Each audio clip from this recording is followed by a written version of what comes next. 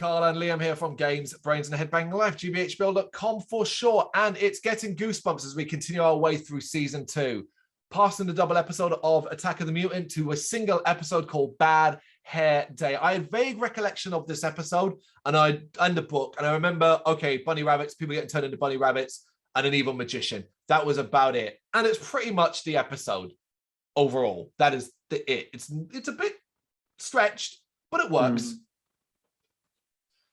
Directed by John Bell, also back now in the directing chair from season 1, and written by Charles Lazare, who's already written an episode for season 2 in this. This is book number 41, so quite a long way into the original book series. Picking books out like a raffle or something to adapt. Seems to be right. There's no order, because although it's not for now, later in season 2, we will get Welcome to Dead House, which is number 1. Well, yeah, true. We open outside a magic shop. A girl is leaving on a bike, but the actual focus, because it was weird, this girl comes out on a bike and I was like, okay, there's our star. And then she rides off and it's like, nope, it's these 2 young boys. Yeah, no, true. One of which is trying to do a card trick in the other. This is Tim, played by Dov Tiefenbach. That's a name. Yeah, that's a name. His friend is Foz, played by Robert Hamilton, and he just isn't interested and says Tim needs some new tricks like the Great Amazo, who has a poster on the wall behind them. So all very quick, instant setup. These are our 2 main characters. Well, no, not really. Here's one of our main characters, and here's Amazo. Come on, Foz, pick a card. Any card. Oh, come on, Tim. That trick is so old. Come on, just pick a card. I need you to pick a card. What you need is some new tricks like Amazo. Yeah, but they're so expensive. If you had some of his tricks, you could be the great Timothini.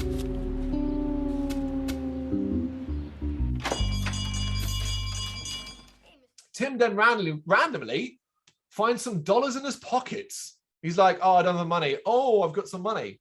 Okay. Guess the Goosebumps writers put it in there for the next scene.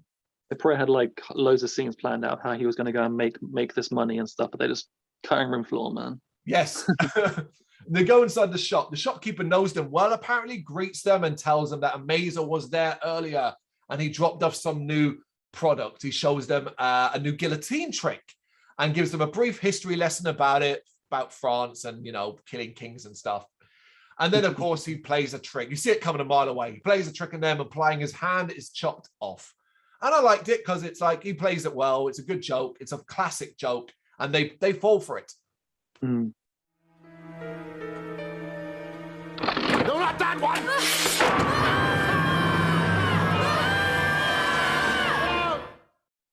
Of course, the kids want it. They instantly want it, but it's far too expensive for them.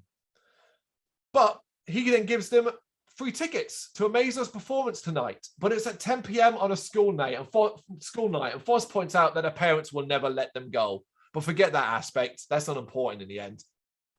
Are they sure? Because the parents in Goosebumps, I'm sure they let them go. Don't worry about it, no matter what time it is. I'm pretty sure they'll be like, yeah, go nuts, don't care. That night, Tim does his trick. He says he's got a trick to get out of the house. And his trick to get out of the house is sneaking out. I was like, you're a fucking idiot, Tim. Shazam! However, he's caught by his younger sister, Ginny, played by Tabitha Lupien, who threatens to tell unless she can come with him. Guess what, everybody? No. An annoying sibling. No, God, I thought it was gone. I was gonna mention previously all of that. I'm glad the previous episodes didn't have this. They had to bring it back, man. And she is quite annoying. He agrees, and the 2 kids go to the Midnight Mansion. And this was where this episode started to lose me, because I'm like, you got to base it on reality. What kind of place that's called a Midnight Mansion lets kids inside? And we're talking kids, because you can get away with him. He's maybe 12, 13. She's like 7 or 8. That's true. 10 p.m. It's called a Midnight Mansion. I'm thinking, presumably, this turns into an orgy at the end.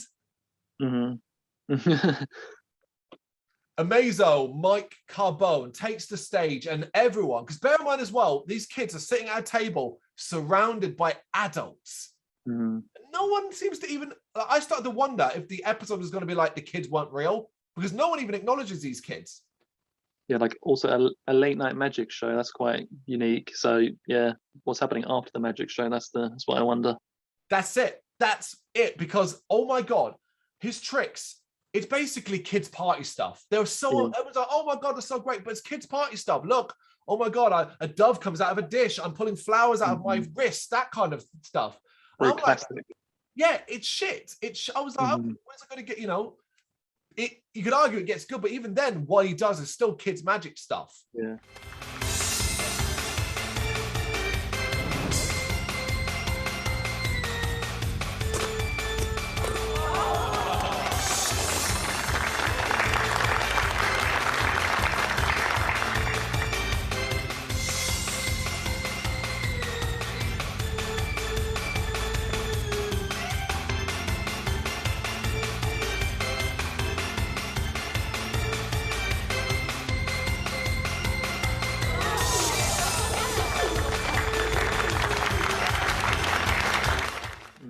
He asked for a volunteer, and of course, Tim is straight up wanting to be a volunteer.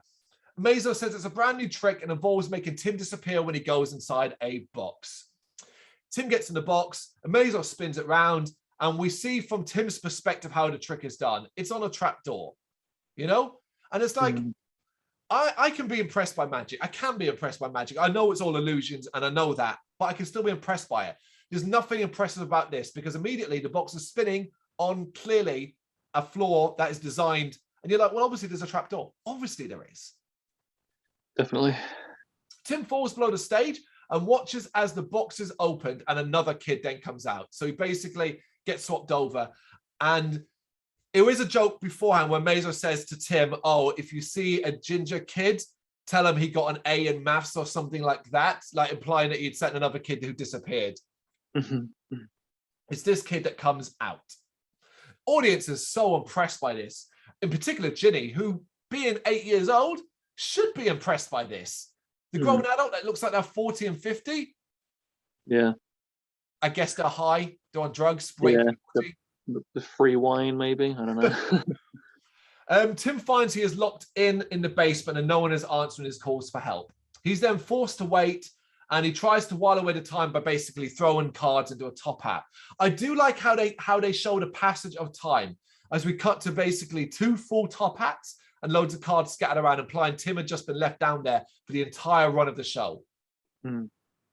We then hear in the distance, Amazo's show is ending. The performance is ending, and Tim is mad because basically he missed out on the entire show. And I was a bit like, yeah, maybe that's a bit out of order, like whoever it was. Maybe Amazo should have mentioned that kind of thing. Well, look, if you're part of the trick, you're not going to be able to see the show. Maybe don't use an audience volunteer then. Yeah, I mean, I don't think they would do that in real life. They would kind of warn you beforehand and probably give you some kind of voucher for the next show or something like that. Definitely.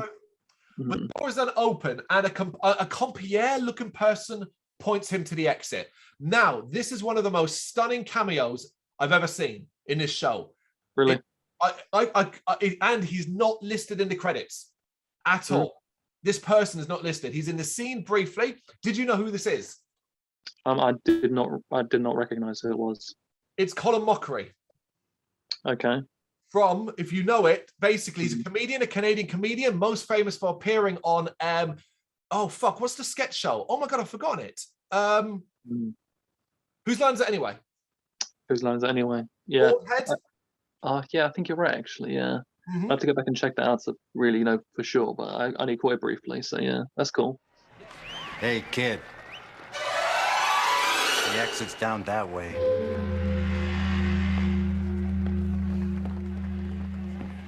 Yeah, instantly I was like, is that Colin Mockery? And when I got to the credits, I was waiting to see it come up and say like a character, but he's not listed in the credits, and the character is not listed in the credits. So it's quite also random as hell.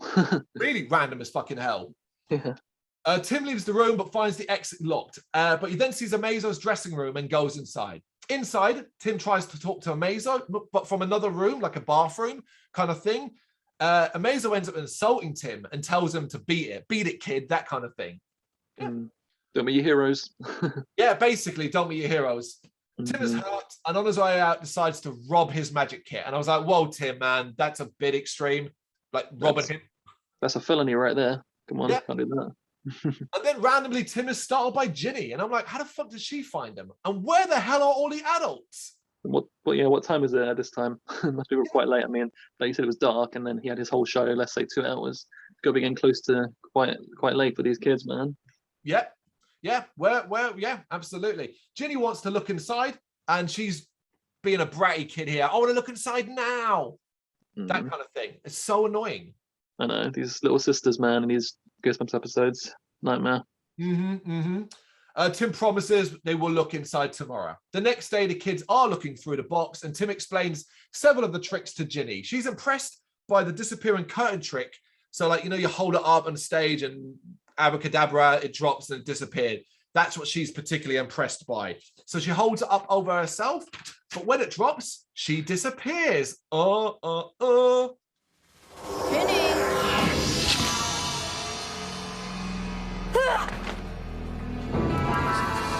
Ginny? Oh no.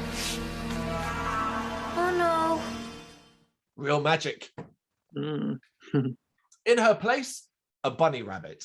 The rabbit then talks to him in a gruff, kind of cheeky man's voice, and he reveals that he is El Sidney, a wizard. Okay. I'm like, all right, that's fine. I'm on board. It's Goosebumps. It's weird. I was just too distracted by how cute the rabbit was. Yeah. Didn't pay attention to anything else. We should know it's a real rabbit, and they always, when they bring it up close, so it's got like a twitchy face and all that, Yeah. I like the contrast between how the rabbit looks cute and it's got this really like gruff voice coming out of it. It's quite funny. It is. El Sidney blames Ginny's disappearance on a Mazo, suggesting that Mazo is actually evil, which does kind of tie up to what we heard earlier on when he shouted at him, and you're like, well, yeah, on stage it would be an act. Yeah, so that's kind of clever, because the fact that his experience with a Mazo has been quite like negative, you can see why he'd be easily convinced of that. So they kind of laid the foundations for it quite well. I'm down with it. El Sidney says he met Mazo when he was a kid and looked up to him. El Sidney started to become a star, but Mazo got jealous, so he stole his tricks and turned him into a rabbit. And again, I'm like, yeah, this is solid. Makes complete sense. El Sidney says he can help Tim get Ginny back, but he needs to steal the magic wand Mazo took from him. Sometime after that, they've sneaked back into the Midnight Mansion and back onto the stage. And I'm like, okay, I guess these places are just left open for kids to walk in or anyone walk in. Clearly. And apparently, which I thought was weird as well, Mazo stays here all the time then? Maybe he just lives there also, like above or something. Maybe. Yeah, maybe. I suppose that makes sense. It's his place. Yeah, performs there every night or something. Tim is distracted by the equipment lying around, but gets the eye of the rabbit who is rude to him. So again, now here you're going to get a little hint, because as well, the voice and all that, maybe El Sidney's the bad guy. Makes a joke about having fleas. What's it look like? Duh.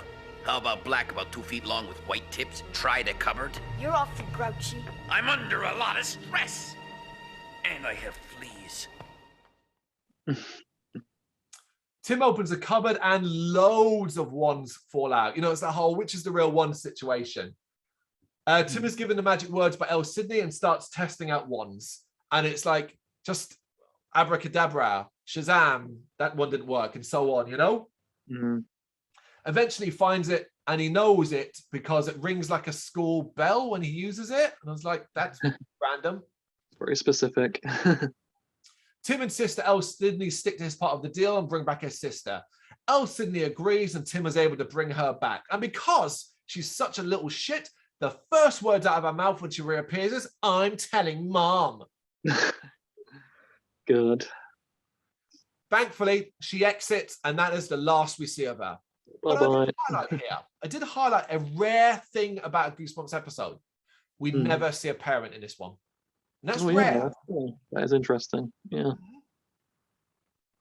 We're at the end of the episode now, because this one is quite abrupt. It's quite to the point and just gets there. El Sidney now tells Tim that he will use him in his magic act, and Tim is sold. Tim's like, oh my God, I'll get to be on stage. He puts the rabbit in a coffin, says the magic words, and El Sidney starts to transform. The sort of coffin starts to rock back and forward. Before that can be finalized, Mazo then arrives and is surprised to see Tim there. He denies anything because he's nice to Tim. And he says, he denies telling Tim to beat it, and is basically happy. Oh, you found my kit. I'm glad to see you, that kind of thing. So he's straight away like, oh, okay, Tim's been tricked. Like immediately. Yeah. Because Mazo then reveals that the rabbit is actually an evil magician, and he transformed them for everybody's sake. It finally now dawns above Tim and Mazo that El Sidney is free. I do like the kind of moments they kind of both realize it, as a both a bit like, oh. He said you were the evil one. Yeah, he would say that. You talked to him?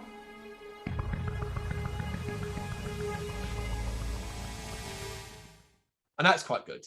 Yeah, that's true. Amazer opens the coffin, a dove flies out and transforms into El Sidney, played by David Ferry. He's quite a caricature. He's quite, like, he's got a very short amount of time, so he basically goes, I'm going to be super expressive and super pizzazz, you know? Yeah, which kind of makes sense as he is like a magician, you know, that he's quite a performative type character. But yeah, another very eccentric performance from an adult. You know, you don't have the parents, but there's always that eccentric character, and another kind of constant. Yeah. True.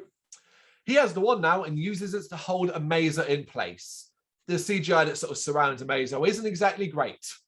He taunts Amazer and then transforms him into a rabbit. Tim tries to leave, but El Sidney wants him to be part of his act too. And he's very nice to Tim about it. And you can see this coming a mile away. It's obviously a trick, but Tim is sold. And he then uses the wand on Tim. And we cut to sometime later. You could see this coming a mile away. Sometime later, El Sidney is performing on stage with two rabbits. He puts them both under a guillotine, and it is revealed that both Amazer and Tim are now the rabbits. And we hear Amazer go, "Don't worry, Tim, I'll find us a way out of this." And Tim kind of replies, "What? And give up show business?" Like he's happy to be part of it. Yeah. Now, ladies and gentlemen, I need a volunteer from the audience, someone who's not afraid to split hairs.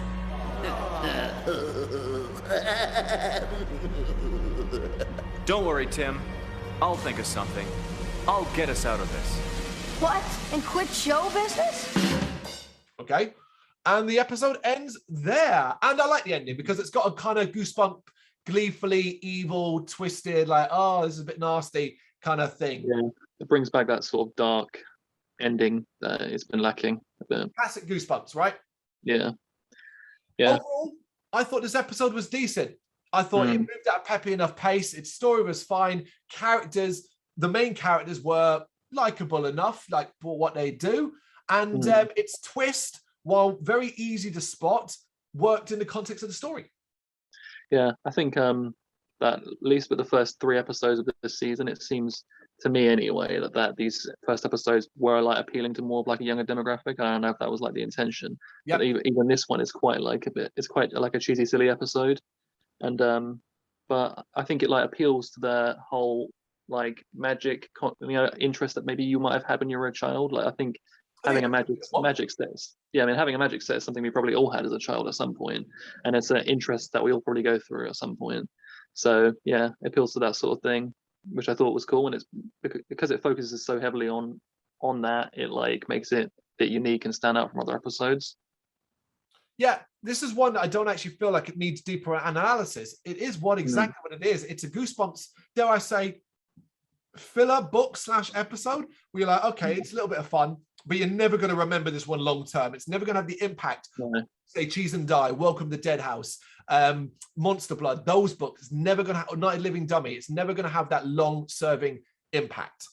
No, I don't think there's any one thing that jumps out and it's like that. I'll remember that specific thing in the episode, other than what the overall theme is. And I like that it focuses, the magic stuff it focuses on, even though we mentioned how his magic, Amazon's like performance and stuff.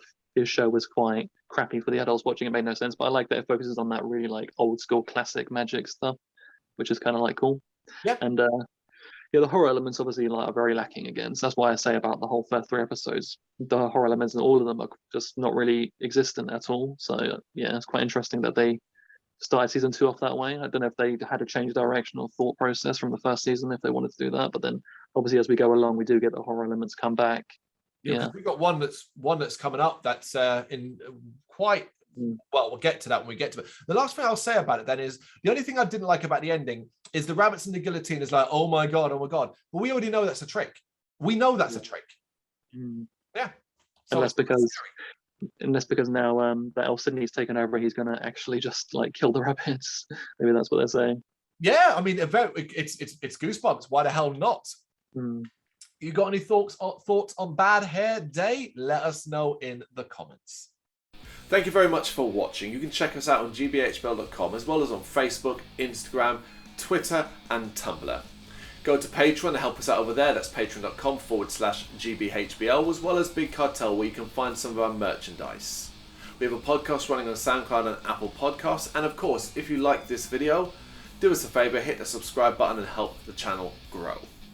Games, horror and heavy metal. What else is life for?